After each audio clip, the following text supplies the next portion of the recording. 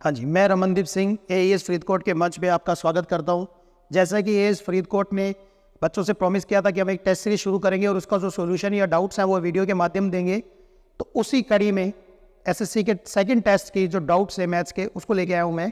तो उसमें पहला जो सवाल था वो था, how many 5 digit number can be perform in which first and third digit is 4 and 5 respectively and the number of division is by 9। वो कह रहा है कि 5 अंकों की एक ऐसी संख्या है जिसके अंदर आपको जो 9 से पूरी तरह विभाजित है, यानी 9 से डिवाइडेबल है। तो इस केस में पहली 4 है और थर्ड जो है वो 5 है। ये सिनेरियो दिया और ये कह रहा है कि पूरी जो डिजिट है वो 9 से भी डिविजिबल है। तो आपको पता है 9 की डिविजिबिलिटी का रूल ये होता है कि पूरी संख्या का जो सम है वो 9 से डिविजिबल होना चाहिए।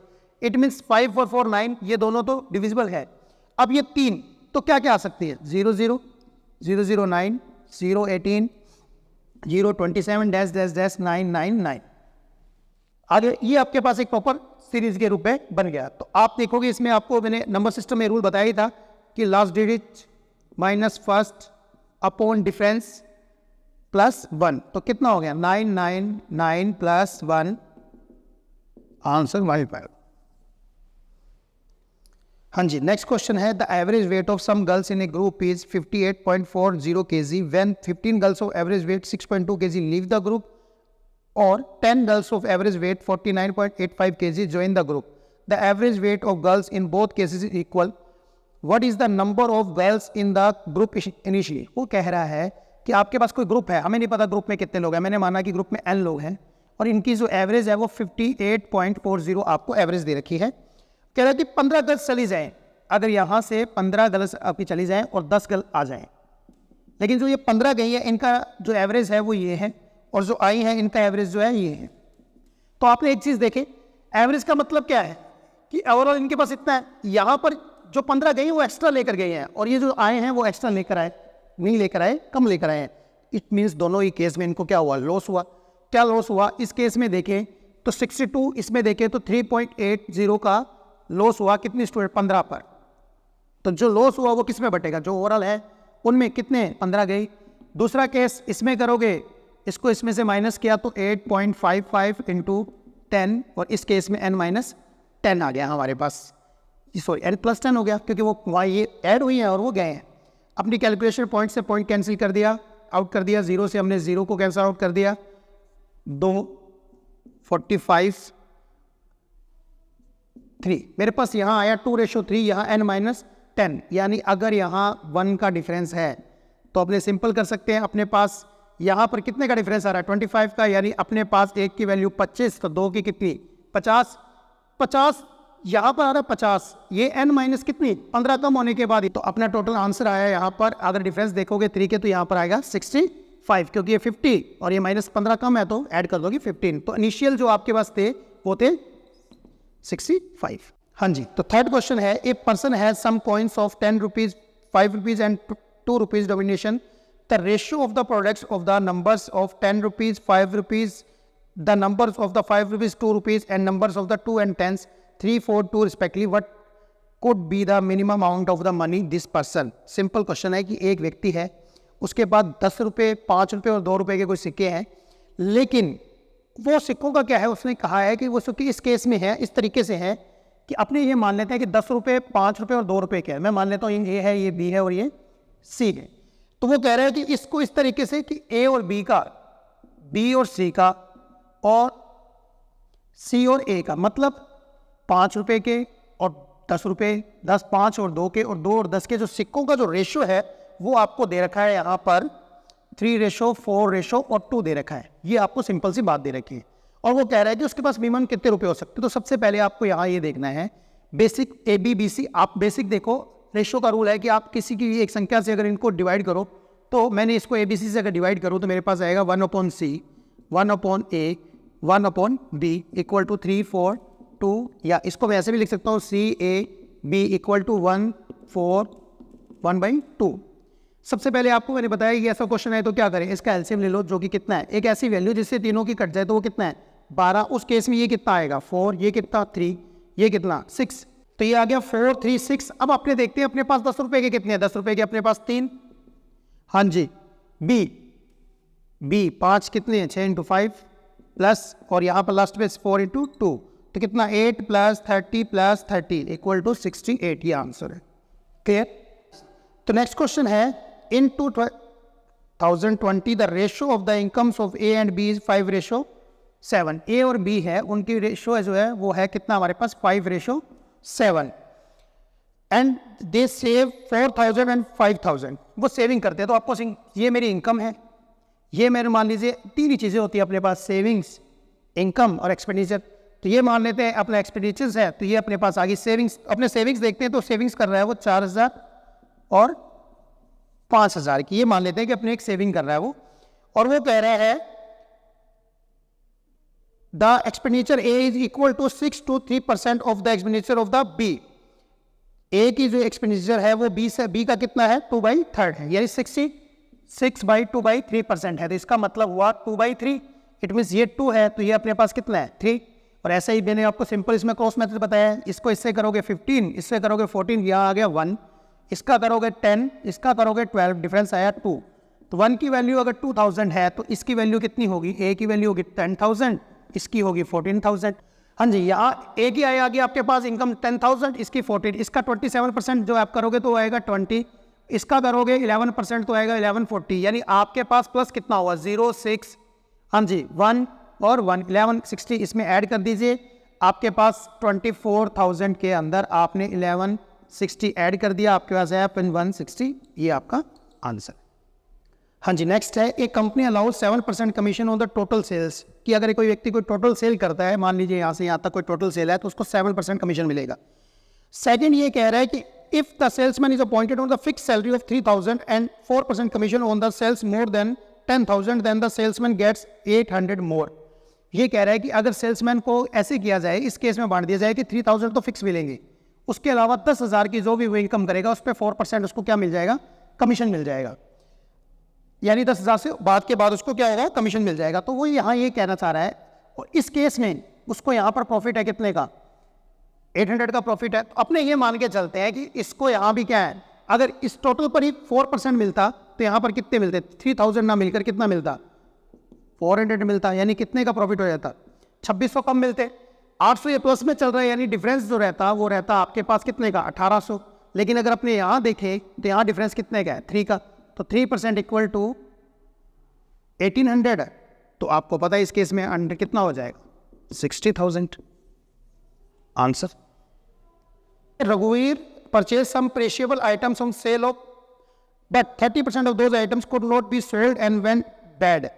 एक रघुवीर आपने मान लेते उसके पास टोटल आइटम थी 100, उसमें से 36 जो है बैड रहेगी, तो बची कितनी 64। अब वो कह रहा however Raghu managed to sell the rest of the item at the price the help on overall profit of 68%। अब वो चाहता है कि 100 रुपये वाली जो 100 आइटम थी उसकी अपने ने माना 100 रुपये की थी, उसमें से 36 की जो है वो सेल नहीं कर पाया, खराब हो गई, बची 64। लेकिन अब वो चाहता है इस टोटल पर उसको प्रॉफिट हो जाए 28 का, यानी वो चाहता है कि 64 वाली 128 पे हो। रेशो देखिए तो 1 का कितना 2, कितने परसेंट है, 100% आंसर। हाँ जी, Anil buys 12 toys and labels each with the same selling price. He sells 8 toys initially at 20% discount on the label price, and then he sells remaining 4 toys of the additional 25% discount of the discounted price. Thus he gets the total rupees 2012 and making 10% profit with the no discount and percentage of profit would have been। Simple सा question है कि total उसके पास 12 item थी, उसमें से 8 और 4 के ratio में अपने मान लेते बेच दी। इस वाले केस को उसको लिख देता हूँ 2:1। इस पहले वाले केस में उसने कितने परसेंट प्रॉफिट लिया, 20%। और जो सेकंड वाला सिनेरियो उसमें इस 20% के अलावा 25% और, यानी 20% और 25% का सक्सेसिव लिया, जो आपको पता है कितने परसेंट होता है, 40% डिस्काउंट टॉपिक में आपको बताया हुआ है। तो ये कितने हो गया 40%। इस केस में अपने क्या करते हैं, ये हो गया हमारे पास कितना 40, ये भी कितना हो गया 40। अपने बेसिक एवरेज लेके देखें ओवरऑल पर तो उसको होगा 83.3% का उसने ओवरऑल क्या दे दिया डिस्काउंट।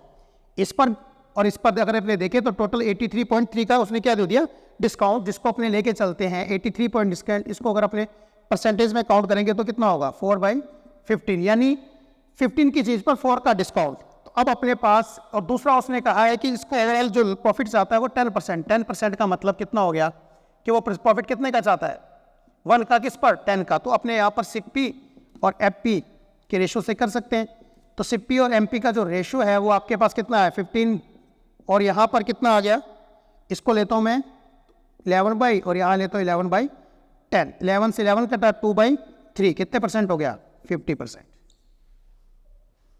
हाँ जी, in what time would a certain B filled by 3 pipes whose diameter is 1 centimeter, 1.33 and 2 centimeter। Diameter दे रखे हैं 1, 4/3, क्योंकि 1.33 को लिखोगे तो ये आएगा, और यहाँ पर कितना देगा 2। और वो कह रहा है कि when the largest alone fill in the 122 minutes, the amount of water flowing of the each pipe being proportional to the square of diameter। ये जो डायमीटर है इनके स्क्वायर के इक्वल है, तो इनका अगर अपने स्क्वायर करेंगे तो 1, 16, 9 और 4, ये हो गया 9, 16 और ये हो गया हमारे पास 36। वो कह रहा है जो सबसे बड़ा पाइप है वो इसको कितने मिनट में, 120 मिनट में, तो अपने पास पूरा कितना हो गया 36। इनका सम पूछा है कि टोटल कितने में करेंगे, तो टोटल करें 61 की एफिशिएंसी से, तो कितना टाइम लगेगा सभी को 72 मिनट्स। नेक्स्ट क्वेश्चन है ये अच्छा क्वेश्चन है, थोड़ा सा इसको देख लीजिएगा। कॉन्सेप्ट आपको मैंने बताया रखे वैसे, लेकिन और भी अच्छा क्लियर कर देता हूँ। A vessel contain a mixture of 189 litre milk and 81 litre water, then X it of mixture is then taken out. यानी ये कह रहा है एक मिक्सचर है अपने पास मिल्क का और वाटर का जो है 189 और 81, इसमें से हमने कुछ मिक्सचर्स क्या किया, बाहर निकाल लिया। मैंने मान लिया कि कोई मिक्सचर एक्स जो है मैंने बाहर निकाल लिया। तो आपको एक बेसिक रूल पता है कि जब किसी मिक्सचर में से कोई चीज़ निकाली जाती है तो उसी रेशो में निकाली जाती है जिस रेशो में ये है। अगर मैं इसका रेशो देखूं तो ये आएगा 7:3, क्योंकि ये अपने पास किसके अकॉर्डिंग चला गया 727 का आ गया, तो यहाँ मैंने लिख दिया 7:3 अपने मान के चलते हैं। अब वो कह रहा है कि आउट एंड इसके अंदर क्या हुआ, X mixture taken out and 70 litre of milk and 22 litre of water added to the remaining mixture if the difference between the quantity of milk water is 95 litre now. बिल्कुल simple सी बात है कि इसके अंदर इसने क्या किया है, 70 लीटर मिक्सचर तो क्या किया, ऐड कर दिया किसको, मिल्क को, और 22 लीटर क्या ऐड कर दिया, वाटर ऐड कर दिया है। और अब दोनों के बीच जो डिफरेंस है वो कितने लीटर का, अभी भी दोनों के बीच में डिफरेंस कितने का है, 25 लीटर का डिफरेंस अभी भी बचा है। तो अपने ये देखें कि शुरू में इन दोनों के बीच के डिफरेंस कितना था, 108 का, ठीक है। अब 5 लीटर आपने इधर ट्रांसफर कर दिया, उसके बाद भी डिफरेंस 95 बच रहा है, मतलब टोटल ओवरऑल कितना 100 और 108, मतलब कितना एक्स मिला है हमने, हमारे अकॉर्डिंग हम लेके चल रहे थे कितना 8, और ये 8 किस रेशो में है, जो हमने मिक्सर मिलाया। देखो डिफरेंस कितना आ रहा है 95 का, यहाँ फर्क कितने का आ रहा है 5 का, 108 है यहाँ 95 है, तो ये 100 का फर्क तो दिख गया, हमें फर्क नहीं पता चल रहा है इस 8 का। तो ये 8 का फर्क किसमें है, इस पूरा मिक्सर अपने पास 7:3 का है, इसके बीच डिफरेंस कितने का 4 की वैल्यू अपने पास कितनी है 8, तो अपने पास 4 की वैल्यू अगर 8 है तो 1 की वैल्यू कितनी आ रही है 2, 1 की 2 है तो इसकी कितनी हो जाएगी 10 × 2, यानी हमने कितने लीटर ऐड किया 20 लीटर। हाँ जी, नेक्स्ट क्वेश्चन है, A is twice efficient as B, A and B together do the same work in twice as much time as C and D can do together if the ratio of number along working of the C and D is 4:5। 4 person है आपके पास, A ratio, B ratio, C ratio, D. अब वो कह रहा है working alone C and D 4:5 if D can complete a work 40 days less than B. तो आप सिंपल सी एक बात देखिए, इन्होंने रेशो दे रखी है आपके पास, सबसे पहले सी और डी का देखो, इनका रेशो दे रखा है आपके पास 4:5, ये लेकिन हम यहाँ लेके चल रहे हैं एफिशिएंसी को, तो ये अगर टाइम में इतना लग रहा है तो ये अपोजिट हो जाएंगे, अपोजिट होंगे तो ये 5:4। अब ये कह रहा है C and D can together as much as twice, C और डी मिलकर जो है ट्वाइस इसके अकॉर्डिंग होते हैं। तो इसका मतलब है अगर ये टोटल 9 है तो ये दोनों मिलकर इसका हाफ होना चाहिए, यानी ए और जो बी होंगे वो होंगे 4.5, और उसमें भी लिखा हुआ है कि ए जो है ट्वाइस मच बेटर है बी से, यानी इसमें से 1.5 इसका और 3 इसका। तो इस एफिशिएंसी के हिसाब से अगर मैं लिखूँ तो इसको मैं ऐसे लिख सकता हूँ 6, मैं डबल कर देता हूँ इजी कैलकुलेशन के लिए 10 और 8। और अगर इस एफिशिएंसी से हम टाइम को निकालें तो टाइम इन सब का आप एलसीएम ले लो, कितना होगा 120, यानी हमारे पास टोटल आ जाएगा, टोटल आएगा तो ये होगा 20, ये 40, ये 12 और ये हमारे पास 15। हमने इनका टाइम भी निकाल लिया, इनकी एफिशिएंसी भी निकालनी है यहाँ पर। अब ये कह रहा है इस प्रॉब्लम में बिल्कुल सिंपल सी बात है, डी बी से 40 दिन कम में कार्य पूरा करता है, डी जो है बी से 40 दिन, हमारे अकॉर्डिंग डी जो है बी से कितने दिन पहले करता है 25, यानी कि हमारा 25 जो है वो कितने की यूनिट जो है वो कितने की इक्वलेंट आ रही है 40 डेज की, तो 1 होगा 40/25।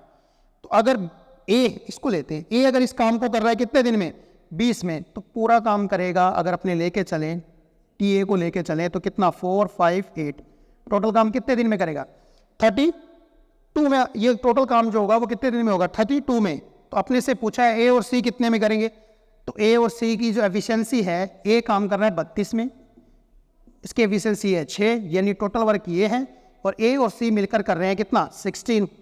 तो ये काम हो जाएगा 3, 8, 4 कितने दिन में 12 डेज। ये आपके बेसिक से क्वेश्चन थे। तो इनफ, इतना ही करेंगे। आज के क्वेश्चंस मैंने करवा दिए डाउट्स में। Thank you.